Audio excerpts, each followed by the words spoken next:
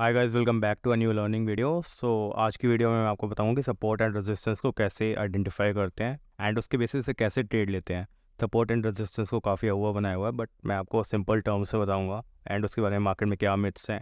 For example, जैसे market में सोचते हैं सिर्फ एक हॉरिजॉन्टल लाइन ड्रॉ कर लो, उससे सपोर्ट एंड रेजिस्टेंस आइडेंटिफाई हो जाता है, बट रियलिटी इज़ डिफरेंट।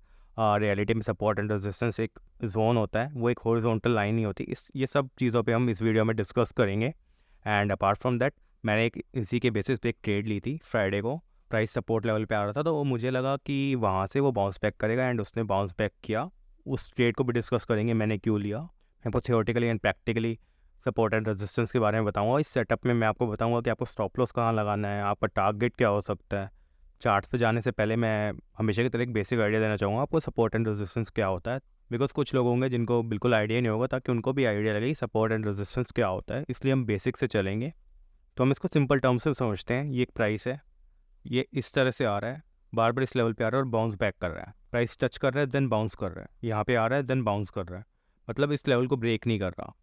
जब आप सपोर्ट एंड रेजिस्टेंस ड्रॉ करते हो तो मेक श्योर करना कि वहाँ पे प्राइस एटलीस्ट 2 से 3 बार टच हो रहा हो, otherwise you can not rely on that particular zone और लाइन। अब यहाँ पे बार बार सेलिंग आ रही है, वही मैंने जैसे आपको बताया कि एक ही जोन होना चाहिए वहाँ पे।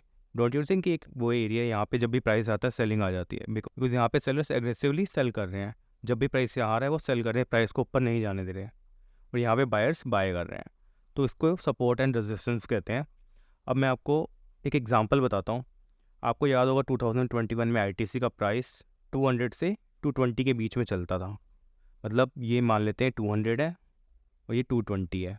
200 आता था, फिर बाउंस कर जाता था, 200 220 से सेलिंग आ जाती थी, फिर 200 आया, फिर बाउंस कर गया। यहाँ पे लोगों ने बहुत पुट कॉल करके काफ़ी पैसा बनाया था। अब आप देख सकते हो यहाँ पे 220 पे सेलर्स बैठे हैं, वो इसको इस प्राइस से ऊपर जाने ही नहीं दे रहे। जब भी 220 के नियर आता है वहाँ से सेलिंग आ जाती है, और 200 आता है तो वहाँ बायर्स बाय कर लेते हैं, क्योंकि वो 200 से नीचे उसको जाने नहीं दे रहे। तो डोंट यू थिंक ये एक स्ट्रॉन्ग सपोर्ट जोन है और ये स्ट्रॉन्ग रेजिस्टेंस का जोन है। इसी को सपोर्ट एंड रेजिस्टेंस कहते हैं। अब चार्ट पे समझते हैं एग्जैक्टली होता क्या है। ये मैंने निफ्टी 50 का चार्ट ओपन कर लिया। आपको सिंपल टर्म्स में बताता हूँ। सपोर्ट क्या होता है, लास्ट स्विंग होता है, इसलिए बिल्कुल बेसिक से बताऊँगा जिनको आइडिया नहीं होता। अगर आप नेकेड आई से देखते हो, यहाँ पे आपको दिख नहीं रहा, यहाँ पे प्राइस इसके नीचे नहीं जा रहा, तो डोंट यू थिंक ये एक सपोर्ट लेवल है। कि मतलब प्राइस यहाँ आ रहा है, यहाँ प्राइस ने होल्ड किया, कंसोलिडेशन किया, देन रेंज का ब्रेकआउट दिया, और यहाँ पे एक रेजिस्टेंस को हिट कर रहा है। यहाँ आप देख रहे होगे, यहाँ पे प्राइस मीट कर रहा है। जो प्रीवियस रेजिस्टेंस होता है, जब प्राइस उसके ऊपर आ जाता है तो वो सपोर्ट बन जाता है। अब इस केस में क्या हुआ, ये जो लास्ट स्विंग है ये सपोर्ट का काम करेगा। अब यहाँ पे आप देख रहे हो, ये प्राइस है, जब इसको क्रॉस किया तो ये एक सपोर्ट बन गया। अब सेम यहाँ पे गया, ये लास्ट स्विंग ये हो गया, अब ये एक सपोर्ट बन गया, फिर देन ये स्विंग बन गया, देन ये स्विंग बन गया। आप देख रहे हो, अब यहाँ पे एक रेंज में होल्ड कर रहा है प्राइस। यहाँ पे ये की रेंज है। अब रेंज को आप क्या करना है, आपको रेंज का लो को मार्क कर लेना है। अभी हॉरिजॉन्टल लाइन से बताऊंगा, देन मैं आपको जोन का भी बताऊंगा, क्यों मैं जोन का क्यों बोल रहा था। अब आपको यहाँ पे हाई को मार्क कर लेना है। अब आपको लग नहीं रहा प्राइस यहाँ पे आ रहा है और यहाँ पे होल्ड कर रहा है इस रेंज में। अब जब इस रेंज से बाहर निकलेगा, या ऊपर या नीचे की तरफ आएगा, अब आप देख रहे होगे यहाँ पे आपको एक सपोर्ट का लेवल दिख रहा है। मतलब प्राइस यहाँ आएगा, फिर यहाँ पे होल्ड करके दोबारा ऊपर जा सकते हैं। बिकॉज ट्रेंड पे भी ध्यान देना है। ट्रेंड क्या है हमारा, हमारा ट्रेंड अभी बुलिश ही है। जैसे आप देख रहे हो प्राइस यहाँ से ऊपर ही जा रहा है, ठीक है। ये डेली चार्ट से हमेशा जब भी एनालिसिस करते हैं तो पहले लंबे टाइम फ्रेम पे देखते हैं, देन शॉर्टर टाइम फ्रेम पे आते हैं। मैंने अभी डेली देखा, बट आइडली आपको मंथली देखना चाहिए, देन वीकली देखना चाहिए, देन डेली, देन आवरली देख सकते हो, या 50 मिनट, जैसा आपको ठीक लगता है। हमेशा जब भी आप वीकली एनालिसिस करते हो, तो अगर आप ये अप्रोच फॉलो करोगे तो आपको काफ़ी आइडिया होगा कि मार्केट में चल क्या रहा है। अब हम 15 मिनट्स पे जाते हैं। देखो, जो मैंने एक रेंज बनाई थी यहाँ पे, अब डोंट यू थिंक यहाँ पे इस रेंज में प्राइस घूम रहा है। ये इसकी हाई रेंज है, एक ये लोअर रेंज है। अब यहाँ देख रहे हो, ये एक लोअर रेंज आपको दिखाई दे रही होगी। तो अब मैं आपको क्यों बोल रहा था जोन का, आपको समझ आ रहा होगा। यहाँ पे मैंने जो हॉरिजॉन्टल लाइन ड्रॉ करी है, प्राइस तो इसके ऊपर निकल गया, लेकिन सेलिंग इसी एरिया से आई है। को बताता हूँ। जब भी आप सपोर्ट एंड रेजिस्टेंस को ड्रॉ करते हो, मैंने जैसे आपको बताया ये एक जोन है, तो आप देख रहे हो यहाँ पे अगर हम हॉरिजॉन्टल लाइन ड्रॉ करते हैं, बट वो तो यहाँ पे ड्रॉ होती, इसके आसपास कहीं होती, बट प्राइस तो ऊपर निकल गया। तो कुछ लोग इसको ब्रेकआउट समझ के ट्रेड करेंगे। इसलिए मैं हमेशा बोलता हूँ कि ये एक जोन होता है कि आप लाइन से प्रॉपर आइडेंटिफाई नहीं कर सकते कि ये सपोर्ट है या रेजिस्टेंस है। अब इस केस में क्या होगा, यहाँ पे लोगों को ब्रेकआउट दिख रहा होगा, बिल्कुल दिख रहा होगा, और उन्होंने ट्रेड भी ली होगी। अगर मैं यहाँ पे हॉरिजॉन्टल लाइन ड्रॉ करता हूँ, कितनी एग्रेसिवली सेलिंग आई है, देन प्राइस ऊपर मूव किया, फिर थोड़ा सा ऊपर गया, यहाँ लोगों ने ब्रेकआउट समझ लिया होगा। अगर प्राइस कभी भी किसी रेंज में मूव करता है, अगर उसको ब्रेकआउट देना है, अगर वो डायरेक्टली निकल रहा है तो मैं उसमें इंटरेस्टेड नहीं हूँ। बिकॉज आप सोचो, अगर प्राइस कुछ यहाँ पे टाइम पे कंसोलिडेट करता इधर, अगर प्राइस रेंज के क्लोज में ऐसे इस तरह से क्लोजली कंसोलिडेट करता फिर ऊपर देता, तो मैं इस ब्रेकआउट में ज़्यादा इंटरेस्टेड हूँ। अगर ये सीधा निकल गया तो उसके 80% चांसेस हैं कि ये फोर्स ब्रेकआउट होगा, जैसे इस केस में हुआ। फिर प्राइस नीचे आ गया, फिर अगेन एक छोटी सी रेंज में चल रहा है, फिर इसने यहाँ रेंज ब्रेक करी। जैसे मैंने आपको कहा था कंसोलिडेशन होगा तो आप प्राइस अच्छा मूव करेगा। जैसे आप देख रहे हैं यहाँ पे प्राइस कितनी देर कंसोलिडेट हुआ, तो यहाँ पे एक ग्रीन कैंडल बड़ी बनी और उसने रेंज को ब्रेक किया, और फिर इस तरह से सपोर्ट एंड रेजिस्टेंस को आइडेंटिफाई करके हम ट्रेड्स लेते हैं। ठीक है, प्राइस ने यहाँ से मूव करना चालू किया, यहाँ ये एक सपोर्ट लेवल हो गया। यहाँ पे जैसे मैंने आपको बताया था, अगर प्राइस टाइम स्पेंड ज़्यादा करेगा तो वो ब्रेकआउट, उस ब्रेकआउट में इंटरेस्टेड हो। ये एक रेंज बनी, ये रेंज का जो लोअर एंड है ये सपोर्ट हो गया, जो रेंज का हायर एंड है वो हमारा रेजिस्टेंस हो गया। प्राइस ने यहाँ पे काफ़ी टाइम स्पेंड किया, धीरे धीरे कंसोलिडेट हुआ, देन इसने ऊपर मूव कर दिया। तो अब आपको ये ट्रेड लेनी चाहिए या नहीं लेनी चाहिए? डेफिनेटली लेनी चाहिए। अगर रेंज का ब्रेकआउट हो रहा है, अगर प्राइस टाइम स्पेंड कर रहा है, इसका मतलब क्या है? आप बायर एंड सेलर की साइकोलॉजी को समझो। यहाँ पे बायर क्या कर रहा है, जब सपोर्ट के लेवल पे आ रहा है तो बाय कर रहा है, अगेन ऊपर जा रहा है तो सेलर इसको सेल कर रहा है। यहाँ पे बायर और सेलर फाइट कर रहे हैं। अब मार्केट एक रेंज में नहीं चल सकता, आपको समझना होगा। Market has to go somewhere, या तो वो नीचे जाएगा या ऊपर जाएगी। जब भी रेंज का ब्रेकआउट होगा, आपको सिंपली क्या करना है, जहाँ भी रेंज टूटे, या अगर ऊपर की तरफ टूटती है तो आपको बाय कर लेना है, नीचे करना है तो सेल कर लेना है। और इसका स्टॉप लॉस क्या होगा, जैसे मैंने आपको बताया था कि मैं आपको स्टॉप लॉस बताऊंगा। अगर आप बाय कर रहे हो यहाँ से ब्रेकआउट से, तो आपको रेंज का लोअर एंड आप लगा सकते हो। अगर रेंज का लोअर एंड काफ़ी बड़ा आपको लग रहा है तो आपको रेंज का 50% लगा सकते हो। सेम ऐसे ही सेलिंग में होगा। सेलिंग में आपको रेंज का अपर एंड लगा लेना है। अगर आपको रेंज ज़्यादा बड़ी लग रही है तो उसका 50% आप लगा लोगे। क्या होता है बेसिकली, सपोर्ट लास्ट स्विंग होते हैं। ये भी लास्ट स्विंग है, ये एक सपोर्ट बन गया।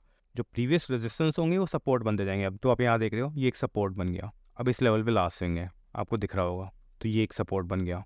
अब सेम यहाँ पे आपको एक सपोर्ट दिख रहा होगा।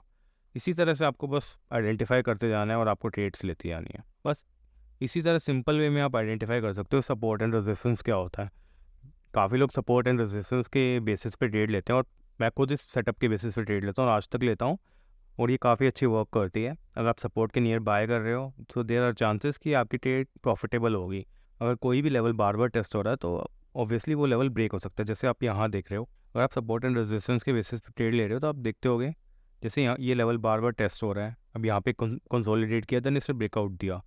और कोई लेवल बार बार टेस्ट होता है, यहाँ पे वो ब्रेक होने के चांसेस ज़्यादा होते हैं। यहाँ पे ऊपर का लेवल बार बार टेस्ट हो रहा था, जैसे आप देख रहे हो कैंडल कितनी क्लोजली ऊपर वर्क कर रही है, प्राइस ऊपर निकल गया। अब यहाँ पे मैंने आपको क्या कहा था कि टाइम स्पेंड करना चाहिए। यहाँ पे देख रहे हो आप, प्राइस ऊपर गया अपनी हायर रेंज पे, देन यहाँ पे टाइम स्पेंड नहीं किया, सीधा रेड कैंडल बनी और फॉर शार्प सेलिंग आ गई। प्राइसिंग आ गई, यहाँ पहले सपोर्ट 1 पे आया, देन सीधा सपोर्ट 2 पे आया। इस लेवल पे आपको एक गैप दिख रहा होगा। अब यहाँ पे चांसेस है प्राइस यहाँ पे आ सकता है, फिर यहाँ पे कुछ टाइम होल्ड करेगा, फिर ऊपर निकल सकता है यहाँ तक, इस लेवल तक 19300 तक, फिर वापस आ सकता है। अगर प्राइस को 19200 ब्रेक करना होगा तो उसको इमीडिएटली ही ब्रेक करना होगा, और यहाँ पे टाइम स्पेंड नहीं करेगा, because selling always come fast. और यहाँ पे बाइंग होनी होगी तो टाइम स्पेंड करेगा और फिर ऊपर निकल जाएगा। कुछ और एग्जांपल देख लेते हैं। यहाँ देख रहे हो, प्राइस बार बार यहाँ पे आ रहा है, इस लेवल पे आ रहा है, प्राइस यहाँ पे आया, देन इसे मूव किया, बट यहाँ पे सेलिंग आ गई, तो ये नीचे फिर सपोर्ट के पास आ गया, इस वाले रेजिस्टेंस को ब्रेक किया और ये ऊपर ट्रैवल करने लग गया। बट अगेन यहाँ पे सेलिंग आ गई, यहाँ पे एक रेजिस्टेंस को फेस किया, देन यहाँ पे फिर इसने सपोर्ट 1 को टच किया, फिर उसने दोबारा ब्रेक करने का ट्राई किया, फिर अगेन ये अपने सेकंड रेजिस्टेंस पे आया, फिर यहाँ पे इस पर थोड़ी सेलिंग आई, यहाँ पे इसने थोड़ा टाइम स्पेंड किया बट ब्रेकआउट नहीं दे पाया, देन अगेन सेलिंग आई, सपोर्ट 1 पे ये आया। इस मार्केट इसी तरह ही वर्क करता है। मैं यहाँ आपको हॉरिजॉन्टल लाइन पे समझा रहा हूँ, बट ये ऑब्वियसली एक जोन होता है। जैसे आप देखोगे ये एक जोन है, ज़रूरी नहीं है वही लेवल टच करके आएगा वापस, ये एक जोन होता है हमेशा। इट डिपेंड्स कि वो कितने पॉइंट का होगा, बट वो एक जोन होता है प्राइस हमेशा, मतलब इस लेवल को टेस्ट करेगा फिर वापस आ जाएगा। इसलिए मैं आप एडवाइस दूंगा कि आप इसको जोन पे यूज़ करो। उसका एग्जांपल मैं आपको अपनी ट्रेड के साथ बताऊंगा, जो मैंने ट्रेड ली थी। वीडियो की स्टार्टिंग में मैंने आपको बताया था, सपोर्ट एंड रेजिस्टेंस एक हॉरिजॉन्टल लाइन नहीं होती, एक लेवल नहीं होता, वो एक जोन होता है। हम डिस्कस करेंगे। मैंने जो एक ट्रेड ली थी फ्राइडे को, उसमें आपको पता लगेगा कि वो एक जोन था, वो एक लेवल नहीं था जिस बेसिस मैंने ट्रेड को आइडेंटिफाई किया था। अनफॉर्चुनेटली मैं उस ट्रेड का स्क्रीनशॉट लेना भूल गया, बट मेरे पास ट्रेड का बिल है, वीडियो में लगा दूंगा, तो उससे आपको आइडिया हो जाएगा कि मैंने क्या किस लेवल पे बाय किया था और क्यों किया था। तो उस ट्रेड को पहले समझ लेते हैं, सीधा हम चलते हैं 7 जुलाई। ठीक है, जैसे मैंने आपको बताया था कि सपोर्ट एंड रेजिस्टेंस एक जोन होता है। यहाँ पे आपको एक सपोर्ट दिख रहा होगा, ठीक है, आप देख रहे हो प्राइस बार बार इधर आ रहा है, देन ऊपर निकल रहा है। अब मैं क्यों जोन बोल रहा हूँ, क्योंकि प्राइस अगर हॉरिजॉन्टल लाइन को रिस्पेक्ट करता होता तो इसको टच करना चाहिए था, बट यहाँ पे गैप है। इसलिए मैं बोलता हूँ आपको ये एक जोन होता है, 10-20-25 पॉइंट ऊपर नीचे हो सकते हैं, बट आपको कैंडल को देख के वहाँ रेडी रहना है कि आपको क्या करना है। अब मेरी एनालिसिस क्या थी मेरी ट्रेड के पीछे, मैं आपको बताता हूँ। ये पहले एक रेजिस्टेंस था, यहाँ पे प्राइस ने टाइम स्पेंड किया, बट यहाँ पे गैप अप ओपन हो गया, देन सेलिंग आ गई, फिर अगेन इसने मूव कर दिया, बट तो ये हमारा सपोर्ट हो गया। अब आप देख रहे हो यहाँ पे इसने कंसोलिडेट किया, फिर यहाँ पे कितनी बड़ी बड़ी कैंडल्स बनी और यहाँ पे मूव आ गया। अब मेरी एनालिसिस ये थी, अगर ये 19300 के आसपास आता है, 19350 330 के आसपास आता है, तो यहाँ पे एक बाइंग आ सकती है। तो मैंने यहाँ पे पुट को शॉर्ट करा था, मतलब मैं इसमें बुलिश था, मेरे को एक्सपेक्टेड था बाइंग आएगी। तो मैंने यहाँ पे ये जैसे ग्रीन कैंडल बनी तो मुझे लग गया, मुझे आइडिया हो गया कि यहाँ पे बायर्स हैं, क्योंकि ये जो लेवल है यहाँ से बाइंग आएगी और मार्केट थोड़ा सा कुछ इस लेवल के आसपास क्लोज होगा।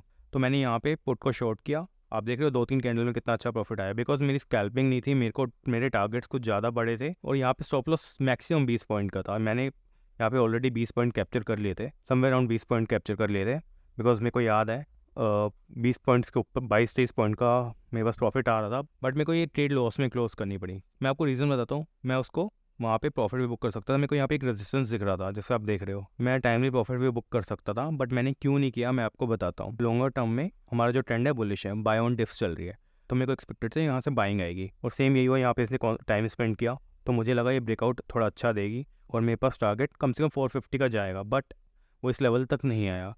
और मेरे को ये था कि मेरा जो रिस्क है वो सिर्फ 20 पॉइंट्स का है, मैं 20 पॉइंट्स दे दूंगा, लेकिन मुझे 40-50 पॉइंट्स मार्केट से लेने हैं। अगर मेरे अगेंस्ट ट्रेड जा रही है तो ठीक है, मैं स्टॉप लॉस दे दूंगा, मुझे कोई इशू नहीं है। जब मेरे फेवर में आएगी तो मैं 2:1:3 इट डिपेंड्स, मैं वो ले लूँगा। ट्रेड इसलिए दिखा रहा हूँ क्योंकि लोगों की ना फॉल्स होप्स होते हैं कि स्टॉप लॉस काटना ही नहीं है, लॉस आपको काटना पड़ेगा। अगर मैं मार्केट को 10 पॉइंट देना चाहता हूँ ना, तो मैं उससे 30 पॉइंट ले भी लूँगा। अगर आप 10 पॉइंट मार्केट को नहीं दोगे तो आपको 30 पॉइंट कभी ज़िंदगी में नहीं देगी और आप लॉस ही करोगे। अपने लॉसेस को काटना आना चाहिए, इसलिए तभी मैंने आपको ये ट्रेड दिखाई। अगर लोग हॉरिजॉन्टल लाइन ड्रॉ करके बैठ जाते इस लेवल पे बाय नहीं कर सकते थे, तो ये सोचते कि अगर ये हॉरिजॉन्टल लाइन पे आएगा तभी मैं बाय करूँगा या सेल करूँगा। वो आप देख रहे हो ये इस जोन में आके क्लोज हो। मैं चाहता तो मैं ओवरनाइट ट्रेड ले जा सकता था, बट ये मेरा प्रिंसिपल है, अगर मेरे में कोई चीज़ इंटरडे के लिए लिया तो मुझे नो मैटर मुझे कितनी अच्छी ट्रेड लग रही हो, मैं उसको लॉस काट के ही जाऊँगा। अगर मुझे सही लगेगी तो मैं मंडे को फिर ट्रेड ले लूँगा, कोई इशू नहीं है। सपोर्ट एंड रेजिस्टेंस को ड्रॉ करके ट्रेड्स को ले सकते हो, ये मार्केट में बहुत अच्छा वर्क करता है। आप यहाँ देख रहे होगे, मैं एक चीज़ और बताना चाहूँगा, मेरे को पता है ट्रेंड लाइन की वीडियो नहीं है, बट अगर आपको ये वीडियो पसंद आती है तो please hit the like button and मेरे चैनल को सब्सक्राइब कर देना। अब आप देख रहे हो यहाँ पे प्राइस आ रहा है, ट्रेंड लाइन को कैसे रिस्पेक्ट कर रहा है, देन यहाँ आ रहा है, फिर बाउंस कर रहा है। अब यहाँ पे से ट्रेंड लाइन को ब्रेक किया, बट यहाँ पे एक इमीडिएट सपोर्ट था, यहाँ से इसने बाउंस बैक किया, अगेन ऊपर चला गया। एक चैनल चल रहा है, जब से इस ट्रेंड लाइन को ब्रेक किया तो यहाँ पे एग्रेसिवली सेलिंग है और ये अपने सपोर्ट के पास चला गया। इसी तरह मार्केट में सपोर्ट एंड रेजिस्टेंस और ट्रेंड लाइन वर्क करती है। जैसे मैंने आपको बताया था, इस वीडियो में मैं आपको मैनुअली भी बताऊंगा और मैं आपको बताऊंगा इंडिकेटर के थ्रू भी आप कैसे यूज़ कर सकते हो। एडवाइस करूंगा कि आप इंडिकेटर पर रिलाय मत करो इसके लिए, बिकॉज मैंने काफ़ी सिंपल टर्म में आपको बताया सपोर्ट एंड रेजिस्टेंस आप खुद देख सकते हो। आप जितना चार्ट पे टाइम स्पेंड करोगे उतनी आपकी एनालिसिस इंप्रूव होगी, बट स्टिल अगर आपको हेल्प लेनी है तो आप इंडिकेटर भी यूज़ कर सकते हो। यहाँ पे आपको इंडिकेटर्स में जाना है, यहाँ पे आपको पिवट पॉइंट स्टैंडर्ड को सिलेक्ट कर लेना है। अब यहाँ पे ये देख रहे हो सपोर्ट रेजिस्टेंस आ गए, अब ये कुछ आपको सपोर्ट एंड रेजिस्टेंस को दिखा देगा। मंडे में देख लेते हैं, यहाँ पे बहुत ज़्यादा नॉइज़ हो गई चार्ट में। मैं आपको बताता हूँ कि मैं क्यों सेंट्रल पिवट रेंज को यूज़ नहीं करता। इसमें क्या होता है, आप देख रहे हो यहाँ पे इतनी सारी लाइन्स आ गई, मेरे को बड़ा डिस्ट्रैक्शन हो रही है चार्ट को देखने में, मुझे समझ नहीं आ रहा, इसलिए मैं इसको यूज़ नहीं करता। बट मैं आपको बता देता हूँ, यहाँ पे एक रेजिस्टेंस को दिखा रहा है R1, मतलब प्राइस यहाँ पे आ रहा है, रेजिस्ट कर रहा है, ये रेजिस्टेंस है हमारा, ये जो लेवल है, और ये जो है सपोर्ट है S1, आप देख रहे हो ये भी एक सपोर्ट है। ये इंडिकेटर आपको ड्रॉ करके दे देता है। अब आप देख रहे हो, अब नीचे जाओगे तो सेम आपको यहाँ पे कई सारे लेवल दिखेंगे। यहाँ पे एक रेजिस्टेंस आपको दिख रहा होगा। जैसे मैंने आपको सिंपल टर्म्स से बताया था ना कि आपको कुछ नहीं करना, आपको यही देखना कि प्राइस कहाँ पे बार बार आ रहा है। नेकेड आई से देख सकते हो, यहाँ पे बार बार आ रहा है इस जोन में, यहाँ पे इसने रेजिस्टेंस को फेस किया, देन नीचे चला गया। वो दिख रहा होगा यहाँ पे एक प्राइस एक्शन बन रहा है, लोअर लो बनते जा रहे हैं, यहाँ पे प्राइस एक्शन बन रहा है और यहाँ पे लोअर लो बनते जा रहे हैं। पहले प्राइस R1 पे आया, फिर वहाँ से सेलिंग आई, देन इसने सपोर्ट को हिट किया, फिर अगेन ये ऊपर गया, फिर अपने रेजिस्टेंस को इसने फेस किया, फिर अगेन सेलिंग आ गई। अब यहाँ पे इसने कंसोलिडेट किया, लेवल को होल्ड किया, अपनी रेंज को ब्रेक किया ऊपर की तरफ, देन बाइंग आ गई, यहाँ R1 पे गया, देन अगेन सेलिंग आई, यहाँ कंसोलिडेट किया, रेंज ब्रेक हुई, फिर ऊपर निकल गया। तो इतना ही सिंपल होता है सपोर्ट एंड रेजिस्टेंस। जो लोग 2-3 लाख रुपए में आपको ये सिखाते हैं, तो आई नो वो आपको टाइम दे रहे हैं ट्रेनर्स, बट 2-3 लाख रुपए में सपोर्ट एंड रेजिस्टेंस सीखना it doesn't make any sense. आपको यूट्यूब पे इजीली मिल जाएगा। आप ट्रेनर्स को इतना हेफ्टी अमाउंट इस चीज़ों के लिए पे मत करो। और मार्केट में कोई शॉर्टकट नहीं होता। आपको जितनी आप चार्ट्स देखोगे, जितनी मेहनत करोगे, उतना आपको रिजल्ट मिलेगा। आपको रिस्क मैनेजमेंट आपकी प्रॉपर होनी चाहिए। आपको पता होना चाहिए मेरी पोजीशन का साइज़ क्या है, मैं इतना लॉस बियर कर सकता हूँ, नहीं कर सकता। अगर आपको इतनी चीज़ों का पता है तो मार्केट में आपको ग्रो होने से कोई नहीं रोक सकता। अब इस वीडियो के मैं आपको की टेक अवे बता देता हूँ।